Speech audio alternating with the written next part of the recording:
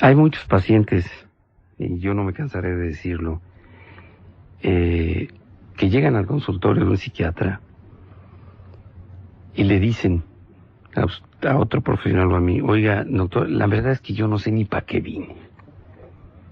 La verdad es que, pues a mí me dijo mi esposa: oye, mira, yo escuché a un doctor en el radio y bla, bla, bla, bla, bla, yo creo que tú tienes que ir y no sé qué tanto.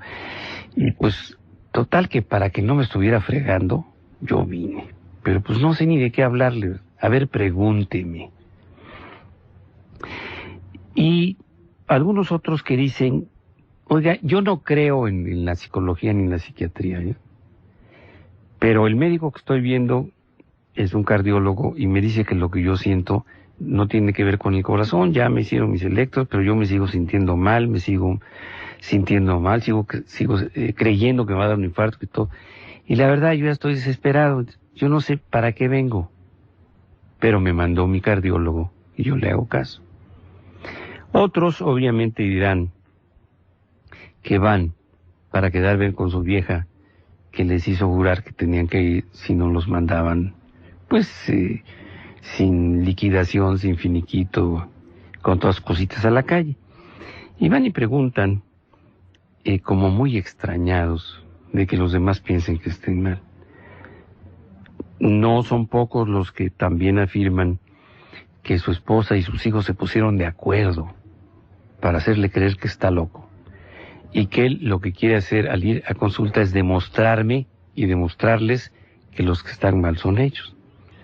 Sí, hay muchas formas en que los médicos nos enfrentamos a algunas características de enfermedad emocional o mental que no son fácilmente apreciables por quienes los padecen, sino por los demás.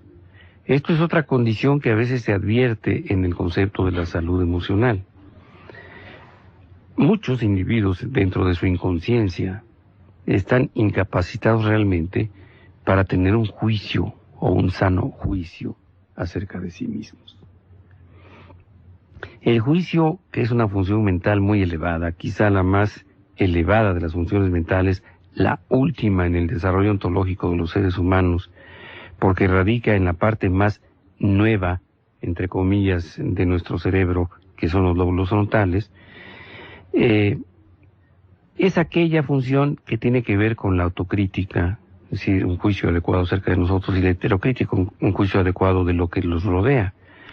Cuando no hay sano juicio, obviamente, uno no se puede juzgar en primera instancia a uno mismo correctamente, objetivamente, pero los demás sí.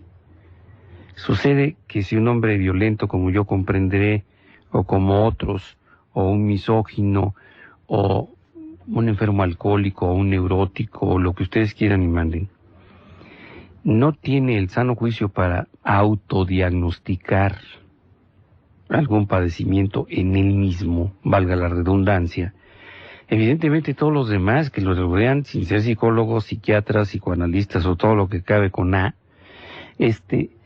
tendrían necesariamente la posibilidad real, clara, objetiva, de decir: mi papá está loco, o mi papá es muy enojón, o mi papá es violento, o mi papá es un borracho, o mi papá es alcohólico, o mi papá es golpeador. Es decir, no tendría un niño por qué saber psiquiatría para hacer un juicio correcto de la conducta y de las emociones, o la emocionabilidad de un padre o de una madre.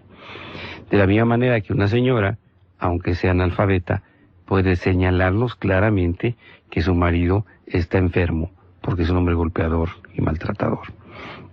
Entonces, la salud emocional y mental también es algo que se percibe por los demás.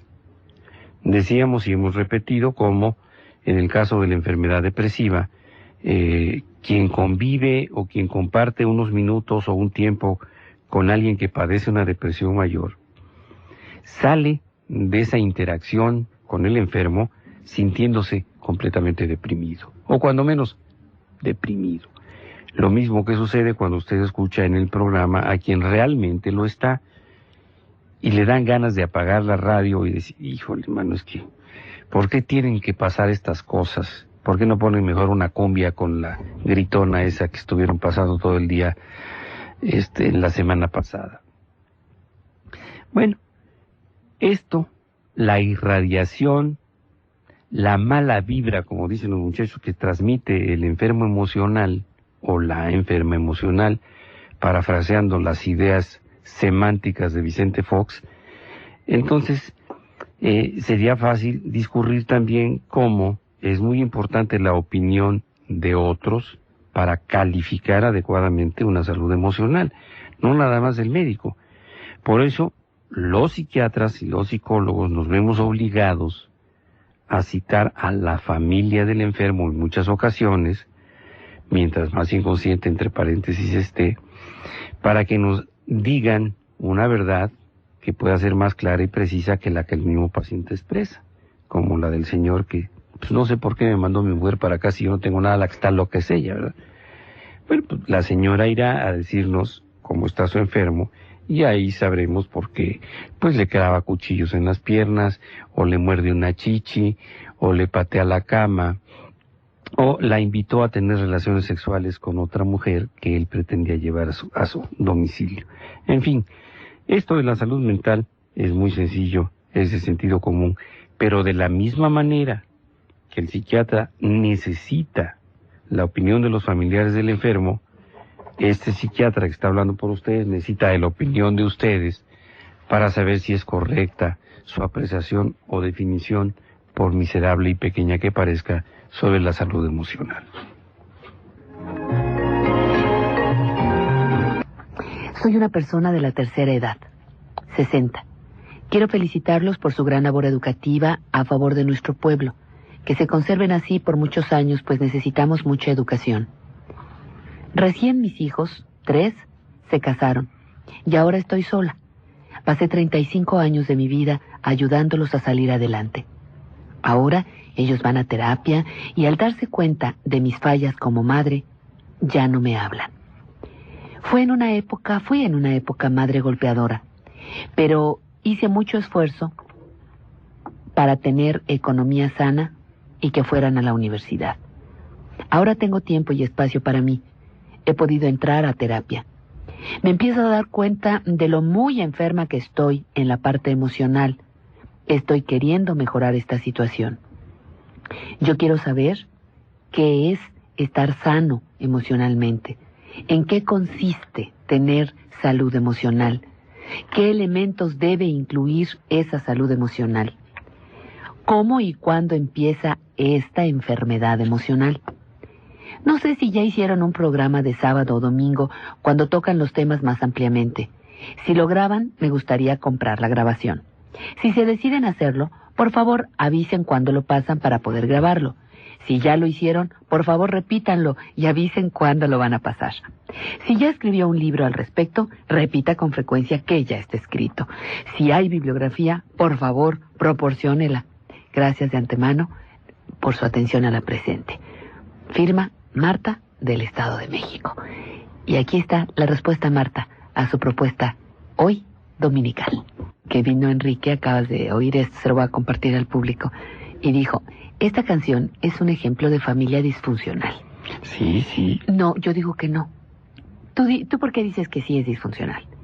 Pues porque aparentemente el pato es un pato abandónico, ausente. Sinvergüenza bueno, y perezoso, dice Criqui. Y ahí lo trata con epítetos como muy delicados, muy eufemísticos, pero yo creo que debe ser un tal por cual.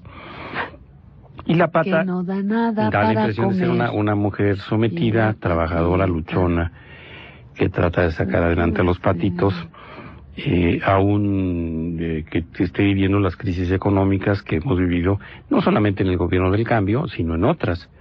Entonces sí aparece en un contexto psicosocial importante y yo creo que están disfuncionando básicamente por la ausencia y la perversidad del papá.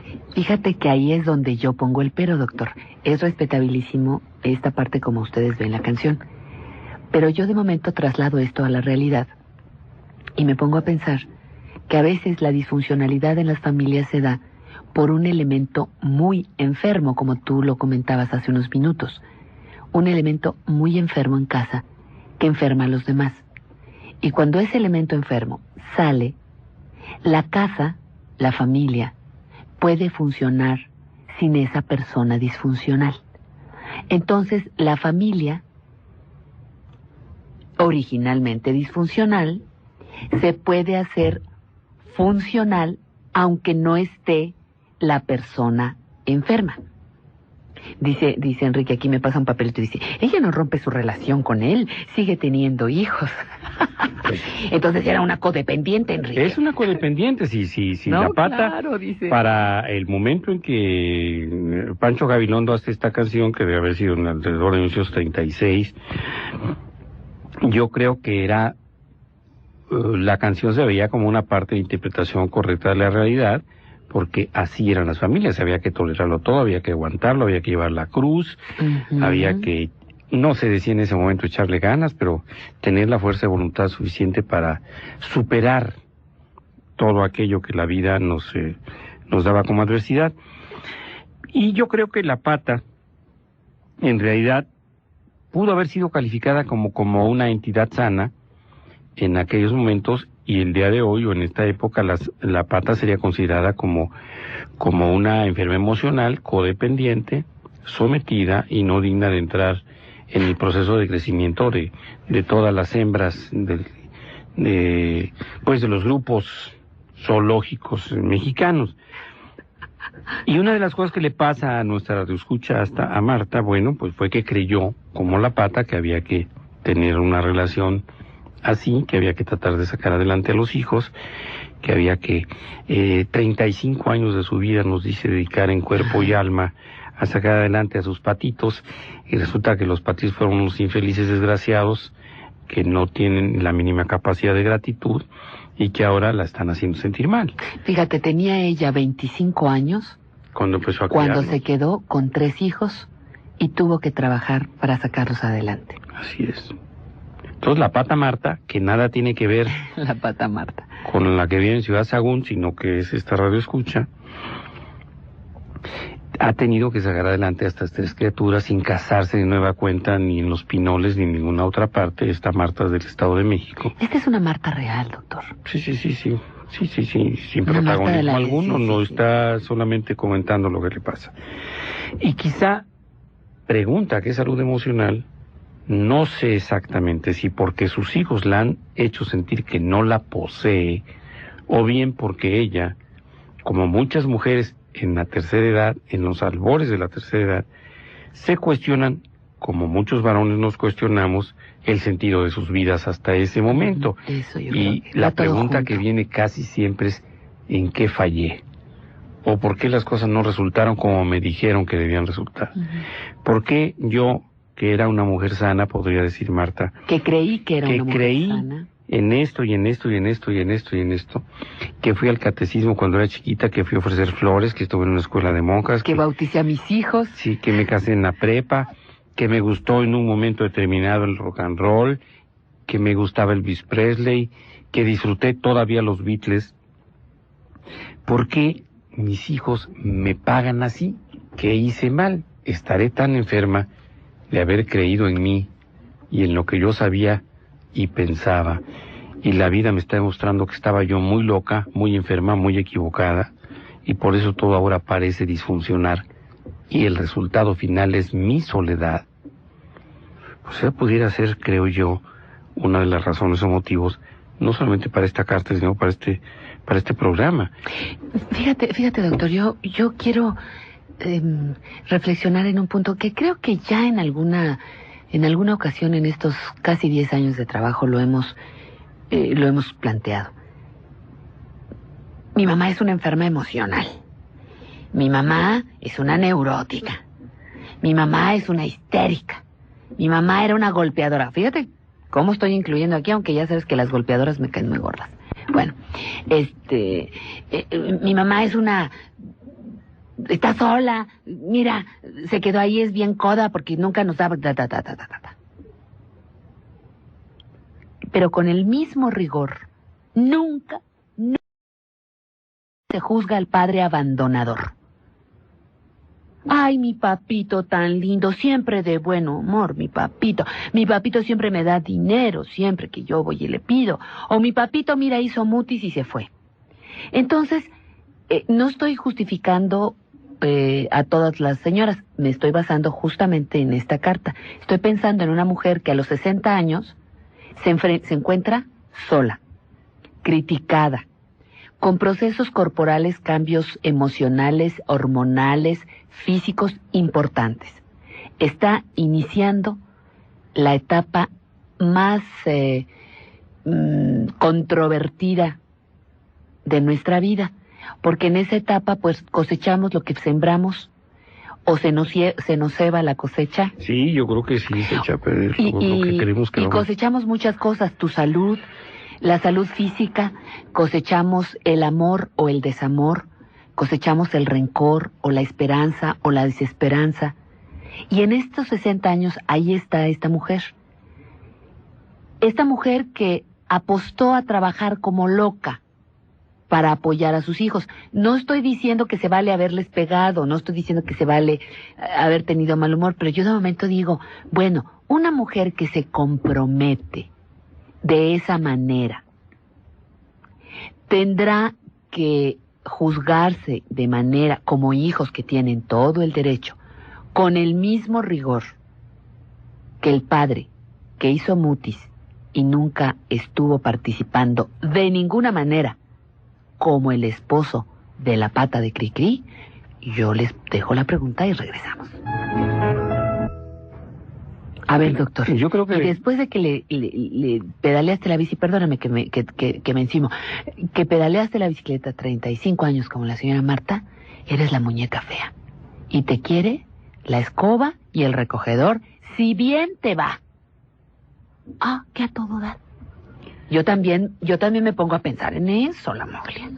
Yo creo que ¿Las qué? Las herramientas del hogar, sí, porque de reina ya no te quedó nada. De reina es muñeca fea. O lo Cricri ya me voy. y otros autores fueron muy feministas y se ocuparon del sufrimiento, las penurias o las características de la mujer. O fueron unos misóginos gruesísimos que no se ocuparon de los defectos de los varones, quizá porque los padecían también en sí mismos, y se cuidaron muy pudorosa y recatadamente, entre comillas, de nunca hablar de lo que hacían o de lo que dejaban de hacer los señores. No lo sé, pero aparecen las abuelitas, las muñecas, las patitas, las princesas, las reinas, muy frecuentemente en el caso de... Valdría la pena hacer un análisis de veras concienzudo en este terreno. Y aparecen disfunciones y aparecen la depresión como un fenómeno, un fantasma que acompañó a Gabilondo Soler durante todo este tiempo. Y obviamente yo creo que no pensó en los 30 o en los 40 que había que ocuparse de los hombres, porque hasta en aquellas épocas el machismo, el poder, la autoridad y la hegemonía masculina pues era como un hecho cotidiano que nadie cuestionaba. Nadie. Se viene la revolución, la gran revolución del siglo XX, que es la píldora. Las mujeres empiezan a rescatar y a retomar su crecimiento, recuperando terrenos que se habían perdido durante siglos. Y claro, ahora se analiza el comportamiento masculino y se determina que mucho de lo que sucede en la disfuncionalidad de la familia y en la disfuncionalidad social es de la atingencia y responsabilidad de los varones, como la violencia, lo cual es absolutamente cierto. Los factores del género masculino que llevaron a las conductas llamadas de machismo y de misoginia, pues han llevado al mundo a una violencia que quizá no se hubiera dado con la parte. Entonces, no es que no nos ocupemos de los varones, yo creo que la pareja de Marta, en este caso, de Marta nuestra radioescucha, no la otra, definitivamente sí tuvo su participación, que termina con una ausencia, dejando un gran hueco y un vacío que esta mujer trata de llenar, 35 años, y se percata que todo lo que hizo no resultó. Y regresando al concepto de la enfermedad emocional, cuando ella se pregunta, ¿qué es la salud emocional? Bueno, pues yo creo que estamos tratando de iniciar esta conversación con ella y con el público a través de decirle lo que no es la salud. Hemos estado hablando mucho o un poco de la enfermedad. Le decía yo en principio que los médicos aprendemos lo que es la vida estudiando cadáveres, y aprendemos lo que es la salud estudiando enfermedades y enfermos, lo cual es una paradoja. ¿Existirá una persona sana emocionalmente? ¿Sí existe? Yo creo que sí. Lo que sucede es que la salud es cambiante. En un lapso de 24 horas, probablemente la salud no sea completamente homogénea o igual. Nos podemos despertar con un gran entusiasmo, alegría de vivir, contentamiento un día, y después de escuchar un noticiero de la radio donde se habla de las tendencias derechistas, o un noticiero de televisión donde hay una ausencia total de información para los mexicanos, mexicanas y mexicanes, bueno, empieza un momento de zozobra, de cuestionamiento, y después cuando te enteras a través de la prensa lo que pasó el día anterior, pues eso se transforma en angustia. Al mediodía te encuentras con un amigo y la angustia se transforma en bienestar, en camaradería, en alegría, y los que pueden beber pues, se toman 1 o 2 copas y se sienten todavía más contentos porque se euforizan o se desinhiben, y por la tarde caer un chubasco, quedarte atorado en el periférico y mentarle la progenitora a todas las fuerzas del bien y del mal, y llegar en la noche convertido en un apache marihuano, y todas las variantes se pueden dar incluso en un individuo sano, pero con esas variantes del estado de ánimo. Por eso es muy importante definir de alguna manera algo que no se entiende cuando los psicólogos, los psiquiatras y los psiquiatros hablamos del alma o de la psique como una entidad.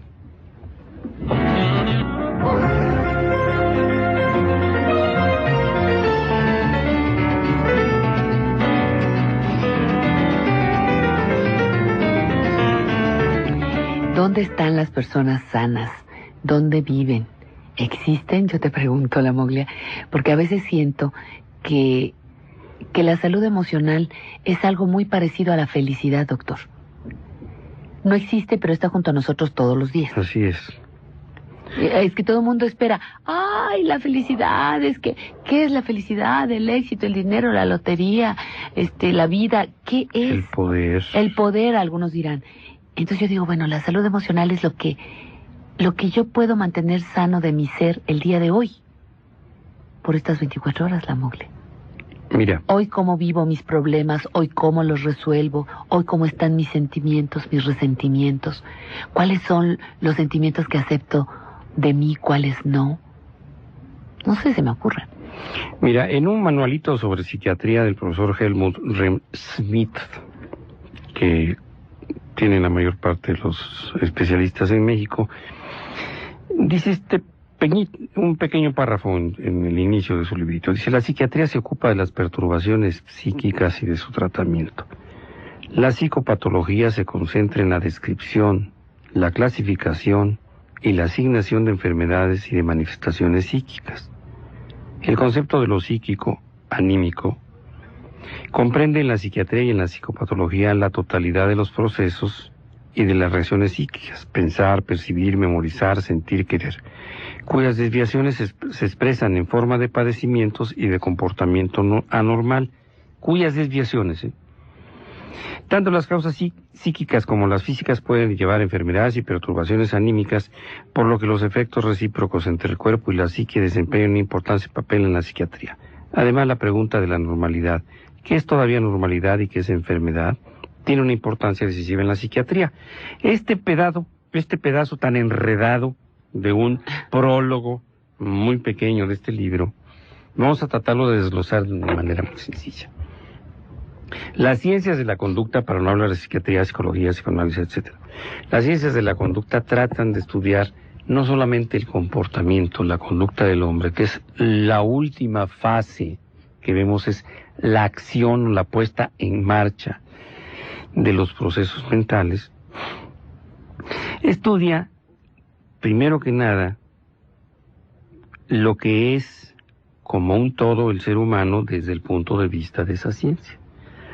Si nosotros examináramos nada más las reacciones que produce el cerebro, como pueden ser los sentimientos, los afectos, los procesos mentales, la conducta, pues estaríamos solamente tomando una parte de lo que somos como un todo.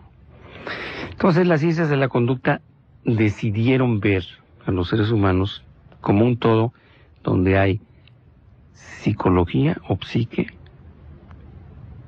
que es la parte de la mente que nos interesa que ustedes conozcan, cuerpo físico y un entorno social, considerando entonces a los seres humanos como unidades biológicas, psicológicas y sociales.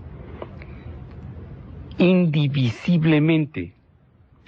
No podemos nosotros ser cuerpo nada más, o no podemos ser mente nada más, o no podemos ser resultantes de un entorno social. Todo va junto con pegado. Hay que hacer también algunas aclaraciones porque hay muchos médicos que son dualistas, que creen nada más en una dualidad y quitan el entorno social. Lo hacen de un lado, como es el caso de los psicoanalistas ortodoxos. O es el caso de los médicos sanitaristas que nada más ven lo social y lo físico, pero que se olvidan de lo mental. Para poner un ejemplo, usted puede ser un enfermo emocional y tener un corazón muy sano.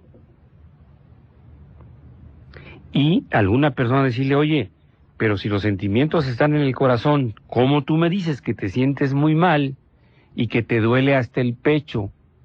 Porque emocionalmente te sientes muy mal y tu corazón está perfectamente sano.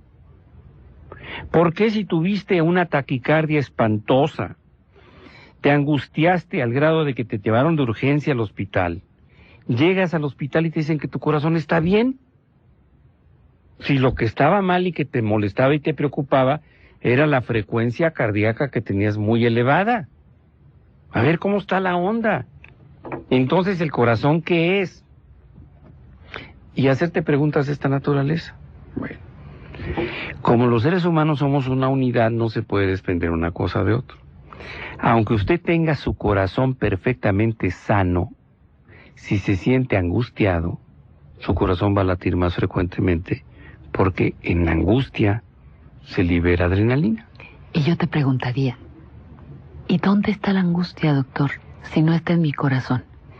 Algunos lo sentimos ahí en el se estómago. Sienten, incluso los antiguos llegaron a decir, a afirmar, a pintar, a plasmar y a esculpir el corazón como el espacio donde estaba la vida, donde estaba el alma. En el concepto, por ejemplo, prehispánico, náhuatl más cercano a la conquista, Yolistli, es decir, viene de Yolotl, corazón. Dice que el movimiento y la vida están radicados en el corazón. Y era lógico, en los sacrificios humanos, si sacaban el corazón, el individuo se moría. Entonces, no está despegada la idea de que las emociones y los sentimientos estén albergados en el pecho o en el corazón, aunque sabemos que usted puede estar muy enfermo del corazón, aquí al revés, muy enfermo físicamente del corazón, tener las coronarias hechas talco, tener las válvulas casi cerradas y sentirse usted físicamente y emocionalmente muy bien, sobre todo cuando usted ignora que tiene las coronarias cerradas. Entonces, hay que explicar para los dualistas eso. ¿Qué pasa además si usted socialmente, económicamente y políticamente está mal? Pues aunque tenga un corazón completamente sano y aunque emocionalmente tenga mucha salud, si su economía y su vida social están jodidas, usted se siente igual de jodido. ¿Gualberto? Gualberto Castro, en esto que se llama Hombre, ¿no? La canción del hombre, que no sé por qué siempre la asocio con... Fue éxito, ¿verdad? Ay, sí, de Loti. Pero ya sabes que los éxitos de Loti pasaron los Otis y se acabaron, no volvieron a pintar nunca. Yo no sé para qué sirvió todo eso de Loti, ¿eh? Pues son muchos los festivales que hay, doctor. El Festival de Oti, el Festival de Eurovisión, el Festival de San Remo, o sea... Pero no trascienden nada, ¿no? ¿Cómo no? Nada. ¿Cómo se llamaba esa...? El Triste. Ah, no, bueno, pero... No era de eso, ninguna canción de Loti pegó, ni siguió, ni nada, nada. Lucho Dalla creo que era, ¿no? Serrat, Dalla, son figuras de esos festivales, ¿cierto? Europeos. Serrat sale. ¿Mandé? Nidia Caro. Maciel, Caló? Rosas en el mar. ¿Y Caro cuál cantaba? Por cantar, Caro cantaba lo de la mota, lo de los generales, el rancho del... Pero yo creo que de veras, no es por mal decir, pero creo que los festivales no sirvieron para nada. Bueno. Como no va a servir para nada estos académicos y la fregada que están haciendo los chamaquitos del 13 y del 2. ¿Y tú cómo sabes eso? Ya verás, esa es mi parte de brujo. Tu parte oscura, tu sombra. Sí. Bueno, Pero estábamos hablando del hombre. El hombre como un todo. Esa unidad biológica, psicológica y social es lo primero que tratamos de entender para ver qué diantres hacen o tratan de explicar las ciencias de la conducta. Porque no podemos contemplar al ser humano sino con un sentido holístico, un sentido total. Entonces, cuando nos preguntan el concepto de salud emocional, realmente nos ponen a parir cucurbitáceas.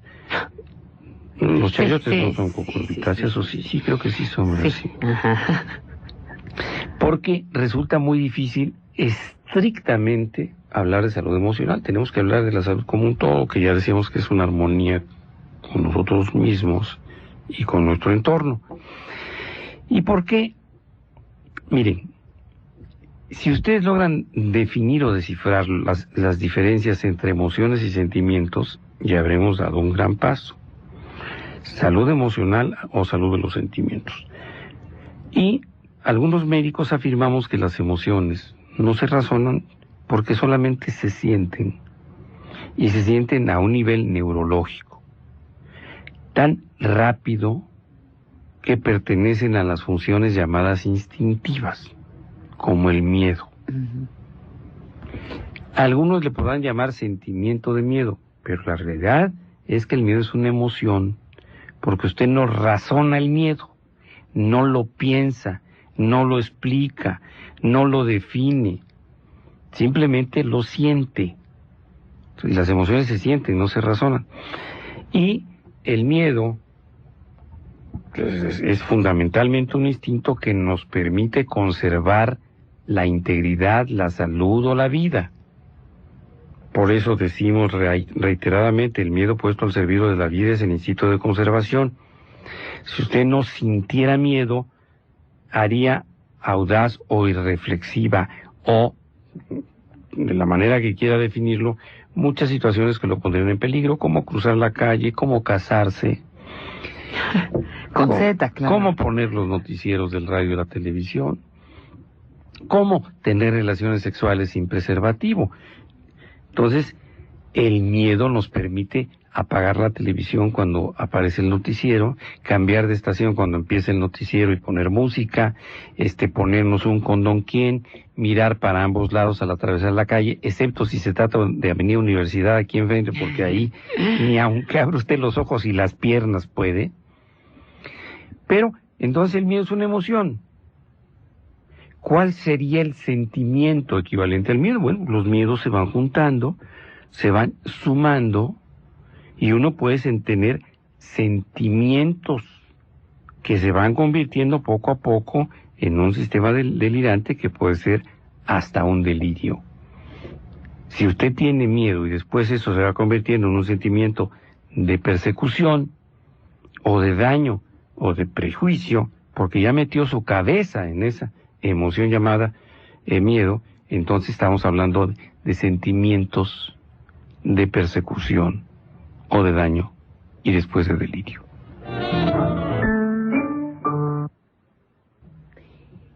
Doctor Mario Alberto Rodríguez. Así es, en un disco que le llevé a mi mamá, porque tiene muchas canciones que no corresponden necesariamente a la época de ella, sino a la mía, en algunos inicios, y que hay canciones que no fueron estrictamente populares, más que en el medio del llanto, la conmiseración, la bohemia, el romanticismo, la cantina. Entonces, para todos aquellos que fuimos hipersensibles y bohemios y chillones, y pues era el tipo de canciones propicias para la autoconmiseración. Por eso pueden parecer estrictamente cursis o lo que se llama ahora quiche, que realmente reflejan lo cursi, pero que nos dijeron, repito, a los hipersensibles, que no nos atrevíamos simple y sencillamente a sugerirle a nuestra pareja que se parara las rodillas, porque era la finalidad de todas las lágrimas, el llanto, las borracheras, la conmiseración, los poemas, los acróstitos, las cartas, los ramos de flores y todos los intentos que tenían que culminar, según la teoría o la hipótesis del romántico, pues en la cama. Esta música, bueno, pues, habla también de emociones y sentimientos y nos permite, de alguna manera, hablar del sentimiento amoroso, que a diferencia del miedo al que estábamos haciendo referencia hace unos minutos, y que es, como toda emoción, algo que no se razona, se siente nada más, en el caso del sentimiento se siente, se vive y se piensa. Curiosamente resulta difícil para muchos que no se han aventurado en desglosar estas palabras y su significado. El sentimiento, a diferencia de las emociones, es algo que se siente y se piensa. El miedo se siente y se siente, no se siente y se piensa. No, pues no lo pienso. En cambio, el sentimiento sí. Llega la emoción, que en principio vamos a llamar líbido, erotismo, secreción de adrenalina, o lo que ustedes quieran y manden, que nos provoca una sensación que nos hace pensar que estamos enamorados, o que eso que sentimos se llama amor, y empezamos a dar una serie de razones. Es porque es la mujer de mi vida, es porque nunca he conocido otro hombre como él, es que por fin encontré la felicidad, es que este es como yo, es que yo quiero, es que presta, es que me gustan sus nalgas. Empieza a acompañarse de esas sensaciones de pensamientos que apoyan la sensación. Y entonces nos vamos convenciendo, y eso es el sentimiento, de que lo que estamos sintiendo, en el caso del amor, es precisamente amor. Por eso resulta indefinible o resulta difícil tener una definición universal, porque cada uno, cuando sentimos amor, se nos ocurren cosas diferentes, ¿verdad? Con esta me puedo acostar, sentirán algunos, con esta sí puedo vivir, esta puede ser la madre de mis hijos, con esta me llevaría bien, híjole, esta me iba a ayudar porque lo que necesito es una sirvienta y me iba a servir de todo, iba a ser la trapeóloga como la del otro día. En fin, el tipo de pensamientos que se generan son diversos y, evidentemente, pues la definición de amor también. Hace muchos años estuvieron de moda los tarjetitas y los muñequitos que decían amor es, y venían una bola de cosas. Entonces, cuando la sensación se convierte en un sentimiento que conlleva pensamientos y razones que lo apoyan, pues estamos hablando de un sentimiento y no de una emoción, ¿verdad? Me siento mal, va acompañado de una serie de cosas. Me siento mal, tengo una sensación vaga de malestar, pues podría ser lo instintivo, y después empieza, pero es por esto y esto. Me siento mal pues porque no he pagado la tarjeta, porque no sé cómo le voy a hacer para pagar la renta, porque pues siento que mi vieja me está engañando porque el otro día no llegó. Es decir, empiezan los pensamientos a acompañar las emociones. Entonces, describir un sentimiento, cuando hablamos de esto, hace todavía más difícil definir la enfermedad emocional. Por eso los médicos no hablamos a veces de enfermedad emocional, la del instinto de sentir sensaciones que no se razonan, ni hablamos de enfermedades de los sentimientos, sino de trastornos afectivos. Es decir, de situaciones en las que nuestra afectividad o estado de ánimo varían de acuerdo a cómo somos nosotros y son las circunstancias. Ándale, la Moglia, ¿para qué no te andes quejando? Te puso esta musiquita, Enriquito. No sé si es Lucerito, si es Pavarotti de niño. ¿Quién es esta cosa aberrante? Mira, se llama Cuerpo sin Alma. Y lo canta el conjunto. ¿Me puede decir usted qué número? Eso es. Las Colombianitas. Cuerpo sin Alma. Son unas niñitas que cantan cumbia. Yo creo que algo pasó y el narco afectó la la mente de... El narco, los de secuestros. Los papás y los que grabaron esto, pero bueno. Hasta el M-19, ¿no? Están las colombianitas cantando para ustedes esto, que nos ayuda a seguir tratando de decir, porque es difícil hablar de enfermedad emocional a secas. Por ejemplo, mire, se le llama a la depresión enfermedad emocional, y yo creo que en un cierto sentido sí lo es. Pero cuando empezamos a describir la sintomatología de la depresión, para poner solamente este ejemplo, y por la cual se llama trastorno del estado de ánimo o trastorno afectivo, traducido del inglés, en realidad nos encontramos un estado de ánimo bajo, un pensamiento retardado, ya no es sentimiento ni es emoción, es un pensamiento. Nos encontramos una disfunción intelectual, como es la lentificación, la capacidad para concentrarnos, la incapacidad para retener los conceptos. Nos encontramos conductas, la anergia, es decir, la falta de energía para realizar actividades, y otro tipo de pensamientos, ya en la severidad de alguna depresión, que impide, primero que nada, disfrutar, y después, pues, que nos habla constantemente la idea que tiene el deprimido de morirse, y además de los síntomas físicos como las cefaleas, los dolores de cabeza y algunas fibromialgias.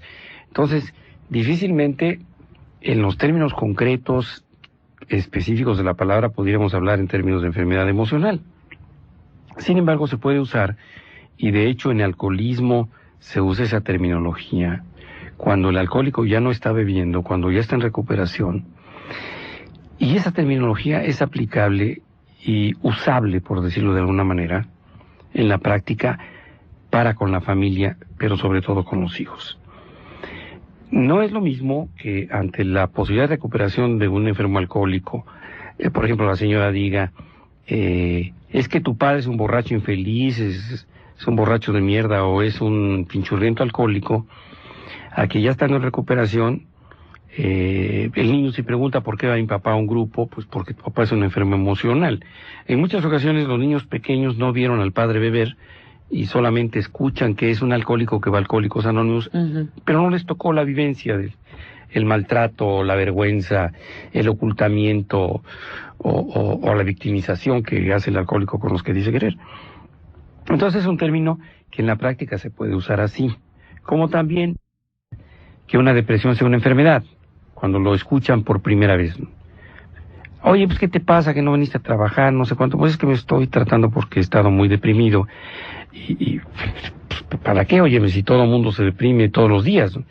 Explicarle todo ese proceso es difícil, pero al principio se le puede decir, no, es que yo soy un enfermo emocional con una grave tendencia a la depresión que a veces se me agrava. Entonces, en términos de enfermedad y salud emocional, pudiera ser explicable porque en la práctica es un lenguaje coloquial usable. Es decir, es una semántica que se puede entender, es una semiología comprensible. Pero ya en términos estrictamente de las ciencias del comportamiento, cuando nos referimos a enfermedades que tienen que ver con las emociones y los sentimientos, así como con las consecuencias de esos sentimientos y de esas emociones, vamos a hablar de trastornos afectivos o trastornos en el estado de ánimo. Tampoco esta terminología deja precisas muchas cosas. Pero si ustedes hablan de trastornos del estado de ánimo, es fácil entenderlo, cuando menos cuando se tiene una mínima información, y cuando se trata de trastornos afectivos también, aunque alguien puede decir, oye doctor, pues es que yo soy muy afectivo, tratando de decir yo soy muy expresivo con mis sentimientos, soy muy expresivo con mis emociones. Pero pueden decir yo soy muy afectivo también para querer significar yo soy muy cariñoso o soy querendón. Algunos, a la primera persona que yo escuché este término es mi querido amigo Eduardo Magallanes, un gran director musical, que me decía, mira, es que yo soy muy fajoso. Al referirse a cómo era con sus hijos, físicamente los abrazaba mucho y me decía, soy muy fajoso. Fue la primera vez que lo escuché hace muchos años. Entonces, el ser muy afectivo o poco afectivo puede ser también interpretado de la misma forma, difícil de entender o precisar, que cuando decimos yo soy muy sensible. Si usted cree que tiene los sentimientos a flor de piel o las emociones a flor de piel y se califica como hipersensible, es decir, como muy sensible, también esto puede significar muchas cosas. La de la novela, ¿verdad? Y ya te balconeaste que la andabas viendo, la novela. Es que me dijeron que ahí salía Salinas de Gortari, y que salía Raúl, y que salía... Ay, tú les crees. Córdoba, en los papeles estelares, ¿no? Sí, y que salía Don Fernando, y que salía Morales Lechugas, y como que había mezclas de personajes que sí se parecían. No eran el prototipo exacto de uno de ellos. A otro perro con ese hueso. Pero ¿a qué procurador, por ejemplo, le gusta la música clásica? A otro perro con esas croquetas. De veras, hombre. Me dijeron, y además, a mí me parece una mujer preciosa, la protagonista de la primera parte de la novela. Y Esa era tu debilidad. Y tú la veías porque salía Damián Bichir. No, yo no veía. ¿A poco no veías a tu amor Bichir? ¿A mi amor Bichir? Sí. No, ya era mi amor, no me acuerdo. No, todavía creo que todavía no era, o ya era. No, creo que ahí empezó. No, pero no la veía, doctor. Me da mucha pena. Pero no la veía. Todavía estabas entonces enamorada de Carlos López Moctezuma. Sí, claro. ¿Sabes que a esa hora yo siempre iba en camino al programa de... pues sí, de la noche. De la noche. Sí. Entonces no. Mi ocupación nocturna me impedía, afortunadamente, ver esas cosas. Bueno, pero sí, doctor. Manzanero se aventó otro de sus hits en esto y muchos lo recordarán, repito, por la telenovela. Pero siguiendo con este galimatías de la incapacidad para definir lo que es la salud emocional. La salud emocional. Fíjate que tú el lunes, sí fue el lunes que empezaste a plantear este asunto de la salud emocional.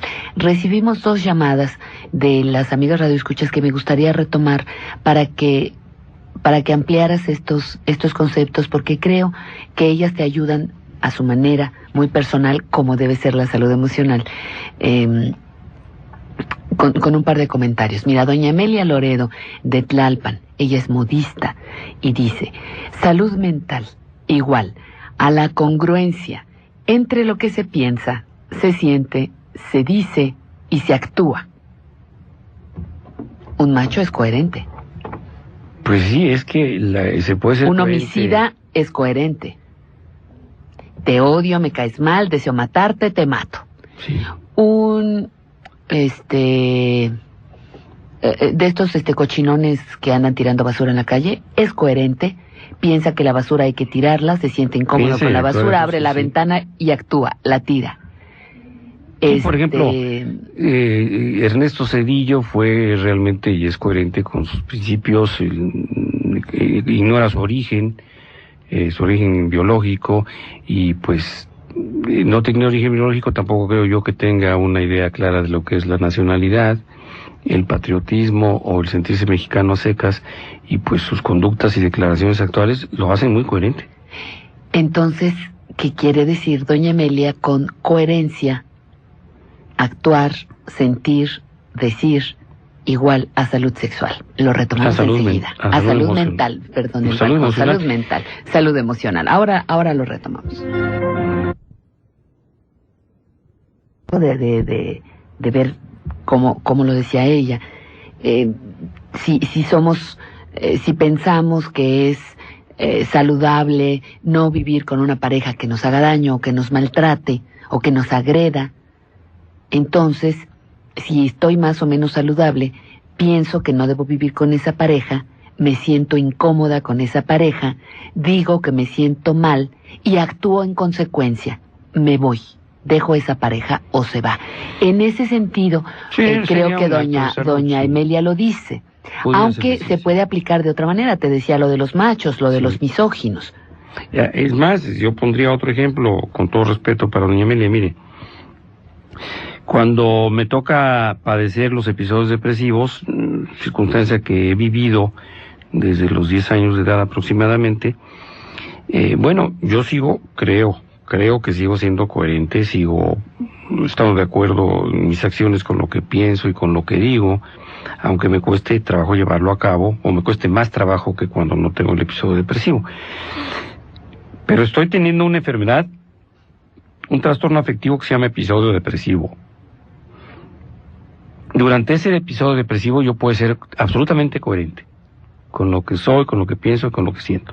Incluso coherente con mi padecimiento.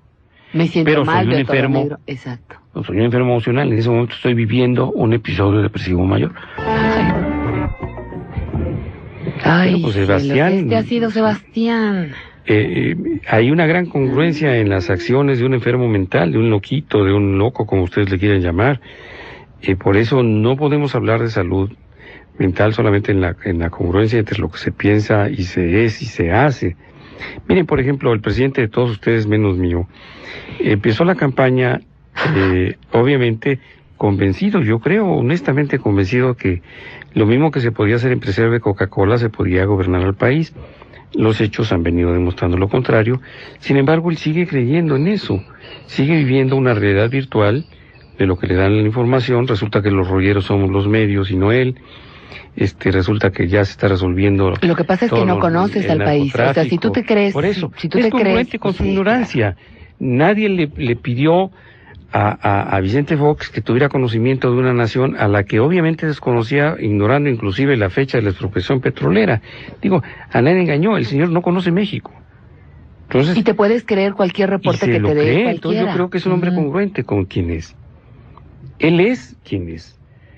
Los que están muy mal y carecen de salud son aquellos que creyeron en las incongruencias del señor, porque obviamente, con todo respeto, pueden creerlas. Como pueden ustedes creer en lo que dicen en un noticiero, pueden creer lo que se dice aquí, pueden creer en lo que dice un sacerdote en el púlpito, pueden creer lo que diga el que le pide a los pajaritos que saquen el papelito de la suerte. Ah, yo sí le creo a eso. O sea, el pajarito de la suerte sí. Pero yo creo que en ese decir, hacer o pensar, en decir, pensar, actuar, puede haber coherencia y eso no habla de salud. O bien se puede ser un hombre sano y ser completamente incongruente. Muchas personas en salud mental o en salud emocional, sobre todo si son jovencitos, pueden andar por la vida pues haciendo barbaridades, actos de mal juicio, porque son irresponsables, porque ignoran o carecen de la experiencia para actuar, digámoslo así, funcionalmente, socialmente, familiarmente, personalmente.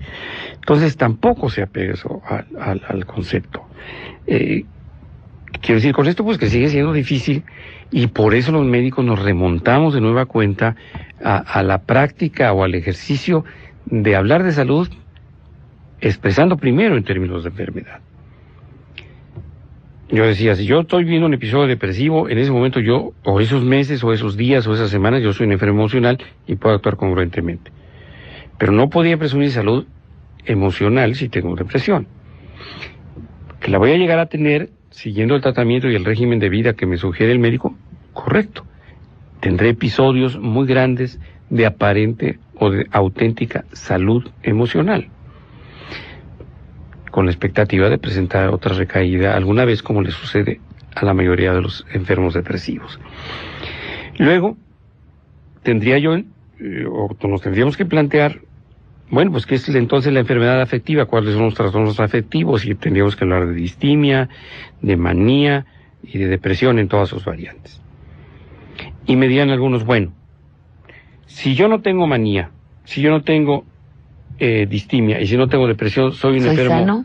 o soy una persona sana emocionalmente. Y yo diría, no sé. Lo que sí sé es que usted no tiene un trastorno afectivo o un trastorno. Ahora vamos a ver otras cosas de su comportamiento y su reactividad ante las emociones para que podamos usted y yo llegar a un acuerdo si es usted una persona sana. Fue y a coherente, pesar no de quiero que, vivir con cáncer. Sí, a pesar de que demostraba ante la vida, pues tener alegría de vivir, fue un gran cantante, son de los cantantes de la agrupación pero era muy, Fania All Stars. Muy atacado, ¿no? Hasta donde yo me quedé, sí, qué? fíjate. Sí, ¿por qué lo ataca? Pues atacado. Atascado. Simón. Atascado como sinónimo de atascado, de atacado. Hasta donde yo me acuerdo, no sé. No, doctor. Simón, pues sí. Le llegaba tocho. Sí, era metodista. Sí. Hasta donde yo supe. Pero, Sí, tiene razón. tú dices, bueno, este hombre con estas grandes adicciones, ¿cómo enfrenta el cáncer? Con el suicidio. Así es. Fue coherente. Fue coherente, repito. Entonces, la coherencia es la coherencia y la congruencia es la congruencia y el trastorno emocional es otra cosa. Y tú Y lo mismo en la salud emocional. decías hace rato que descartas, por ejemplo, con una persona cosas que no tiene, cosas que no es, y dijiste hace rato, vamos a ver su reacción ante las emociones para evaluar su salud emocional. Y ahí nos quedamos. ¿Podríamos retomar, por favor? También hace 3 cortes iba yo a hablar de sensibilidad o hipersensibilidad, que es algo que manejamos, como dicen ahora nuestros radioescuchas, manejan, no sé por qué lo dicen así, pero así lo dicen. Y alguien puede decir, bueno, es que yo soy muy sensible. ¿Y muy sensible para qué? Pues es que a mí se me para con todo lo que se mueve. Si yo veo un coche que se mueve, se me para, se ve un elefante. Sí, has de tener 17 también. años. Por eso, pueden decir, yo soy muy sensible. Y uno le puede decir, oye, lo que sucede es que es muy caliente, o quién sabe qué, o tienes el defecto de la lujuria, porque... Ay, doctor, a los 17 años, 18, pero 22... así lo dicen, porque hay que decir a algo. los 28. Yo soy muy sensible ante la belleza femenina y entonces a lo mejor veo un coche y se me imagina que ese coche pues tiene curvas tan delicadas como las de una muchacha que me gustó y entonces se conectan en mi mente. Sí pueden decir así, o yo soy muy sensible y por eso me gusta a mí ir a los museos o ir a los conciertos. En las dos cosas tienen razón, hay una sensibilidad para. Pero yo conozco a muchas personas muy sensibles, por ejemplo, para el arte. Me ha tocado ser su amigo, me ha tocado ser su alumno, me ha tocado ser su maestro, me ha tocado ser su médico, a personas directamente relacionadas con el arte, es decir, artistas con una gran sensibilidad, con una sensibilidad exquisita y que no tienen salud emocional. Ahorita recordando el caso de Elton Lavoe, bueno, definitivamente muchos de esos pacientes hipersensibles le llegan a tocho. Y diríamos, bueno, pues sí son muy sensibles efectivamente. Qué sensibilidad tan exquisita, qué sensibilidad tan profunda, pero no están sanos.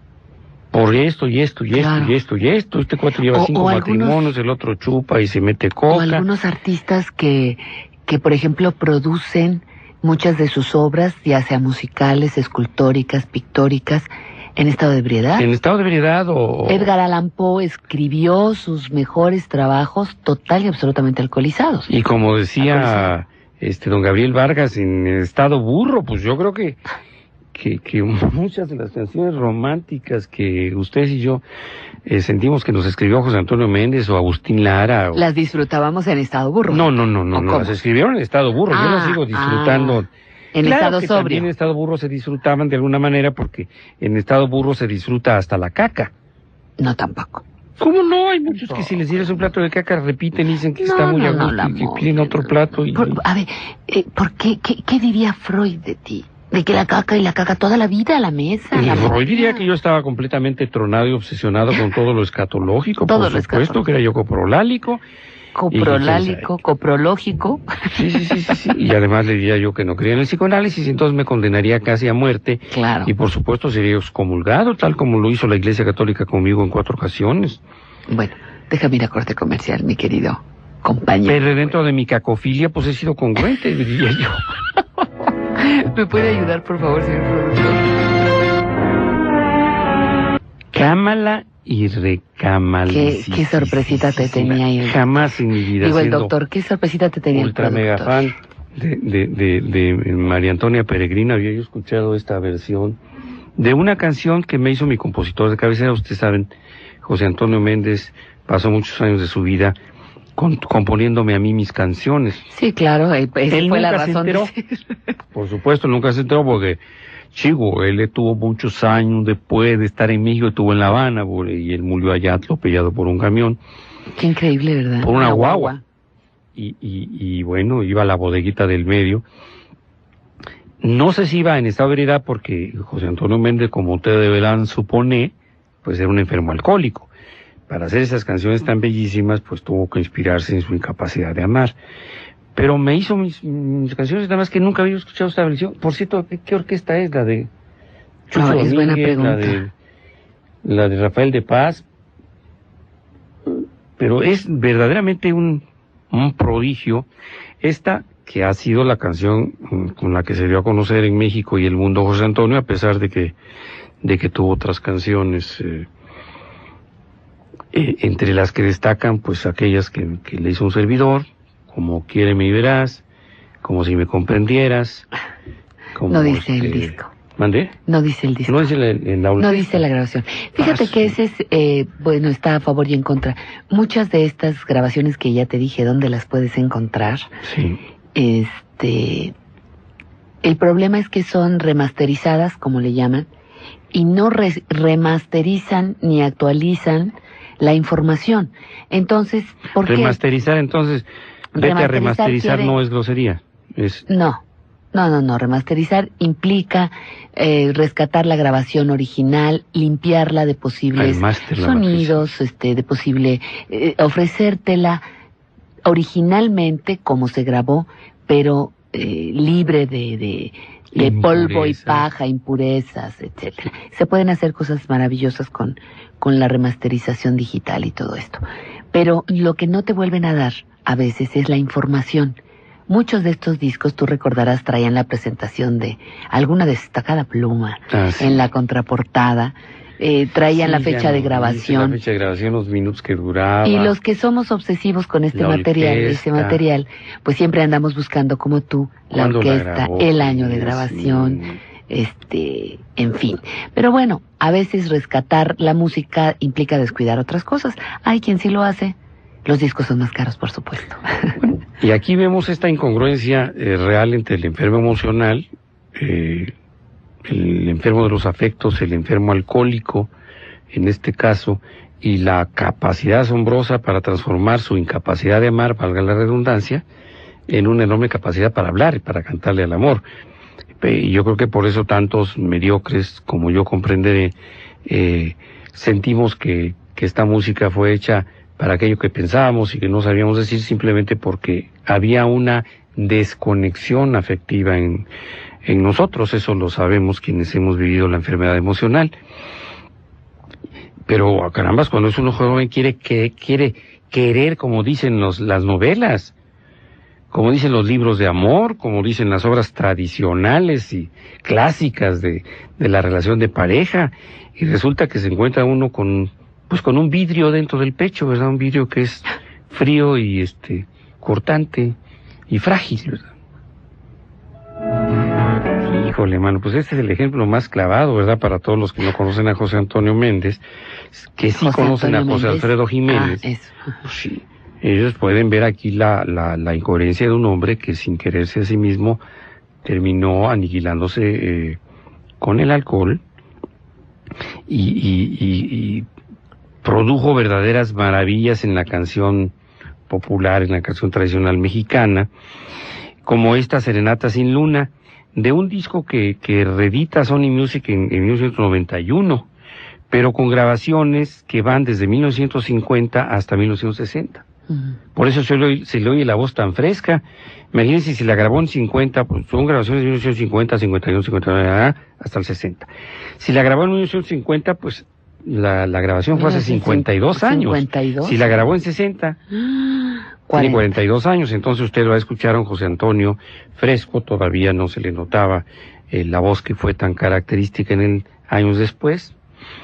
Cosa que también sucedió increíblemente en un puertorriqueño que pues fue el cantante más popular en su tiempo, Daniel Santos, que empezó cantando como muy fresquecito y después cantaba así como a los muchachos, es como muy cortadito.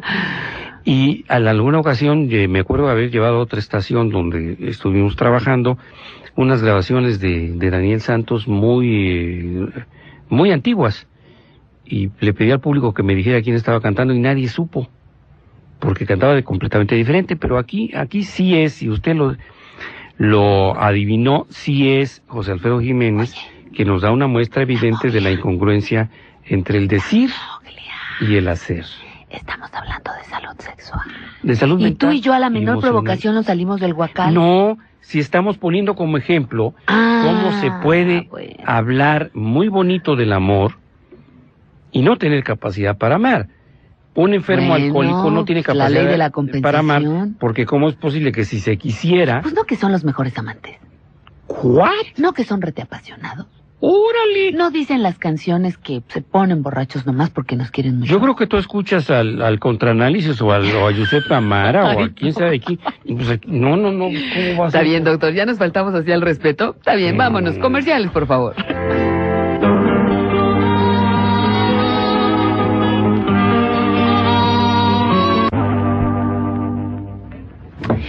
Oye, doctor, no nos podemos ir, ya estamos a punto de concluir el programa, sin leer otra de las participaciones que con motivo de la carta de doña Marta y sus preguntas sobre lo que era la salud emocional, emocional, Berta Carmona también nos hizo llegar esto que dice: soy una mujer con gran sentido del humor, soy positiva y disfruto de los libros. Quisiera saber si esto interviene en mi salud mental. Disfruto de la vida, aunque no encuentro pareja. Sí, claro que sí puede, desde luego, tener una gran influencia sobre su salud emocional. El sentido del humor es una de las cualidades no descritas en las ciencias del comportamiento, pero que definitivamente para la mayor parte de las personas con un cierto grado de sensibilidad e información, resulta uno de los dones más extraordinarios que la naturaleza le puede dar a un hombre o a una mujer. Incluso hace unos años, en estas mini encuestas que realizábamos en la otra estación, en el programa Por Su Salud, respecto a lo que las mujeres gustaban de los varones, una de las características que estaba, creo que entre las primeras tres o cuatro características del hombre ideal, era precisamente que tuviera sentido del humor. Ayer, incluso platicando con una paciente sobre sus relaciones de pareja, siendo ella una mujer extraordinariamente preparada, con 2 maestrías y una gente destacadísima como técnica en su profesión, le preguntaba acerca de su pareja, que cómo realmente había consolidado un matrimonio, siendo que en términos generales los varones mexicanos se sienten acobardados o intimidados por una mujer de alta capacidad intelectual, física y emocional. Y me decía que lo primero que ella descubrió en él, se podían reír juntos, y que ella definitivamente sintió que podía vivir para siempre con un hombre que pudiera compartir su sentido del humor. Entonces, no deja de ser interesante lo que plantea esta radio escucha, porque yo sí creo que hable de una parte de la salud mental y que le permite incluso reírse de las cosas que a otros hacen sufrir. Si bien todas las mujeres se pueden reír, de lo que yo lloro, o con lo que yo lloro, decían en Orizaba, refiriéndose al orgasmo. Me decían, no, pues es que las mujeres se ríen con lo que tú lloras, ¿verdad? A ti te cuesta mucho trabajo y te pasa y haces y tornas y todo, y una mujer se ríe. Yo sí creo que el sentido del humor tenga algo que ver, pero podría también poner otro ejemplo para hablar de salud mental. Un sujeto con hipomanía, que es una parte menos grave que la manía como trastorno afectivo principalísimo, puede ser una persona con sentido del humor. Pongo un ejemplo con el cual me tocó convivir durante 45 minutos hace muchos años en un vuelo de Guadalajara para acá. Me tocó sentado en el asiento del avión junto con Manuel Loco Valdés y una chamaquilla que se llamaba Verónica Castro. Digo chamaquilla porque una en esos entonces años, chamaquilla. Sí. Y el tipo, pues en lo que venía platicando y diciendo, era exactamente igual que frente a una cámara de televisión. Entonces, como psiquiatra yo pensé, bueno, este individuo es un hipomaníaco funcional. Entonces, no era carente del sentido del humor lo que este individuo hacía o hace o vive, por lo cual hay que felicitarlo. Pero sí podíamos dudar, fundadamente, me atrevo a, cuando menos a pensarlo, no a afirmarlo de ninguna manera, porque no lo conozco, no lo vi más que en la televisión y ese día que coincidimos en el avión, pero podríamos poner en duda algunos otros aspectos de su salud integral, no por la cronología, sino por otros aspectos, que son probablemente el conocimiento público. Entonces, sí, se puede tener sentido del humor. Ahora hay el humor involuntario, por ejemplo. Hay un sujeto, Rodríguez Alzheimer, que es el presidente o el secretario general de los obreros de la CTM o de alguna cosa de estas, y que se peina con pistola y se pinta el pelo de azul, y se hace... Híjole, no sé. Y da unas declaraciones verdaderamente aberrantes, chistosas y patéticas, que hablan de un sentido del humor involuntario para aquellos a quienes les interesa el sentido del humor. Y aquí sí es humor involuntario, pero el hombre seguramente tiene una demencia senil, porque verdaderamente es aberrante en su juicio, autocrítica y heterocrítica. Y por eso se ha ganado el apellido de Alzheimer, y se lo ha ganado a pulso con su humor, con su sentido del humor involuntario. Ya no se diga otros de características vaqueriles, que verdaderamente también son patéticos cuando intentan ser chistosos, decir chascarrillos, y resultan pues peor que Ernesto Zedillo, ¿verdad?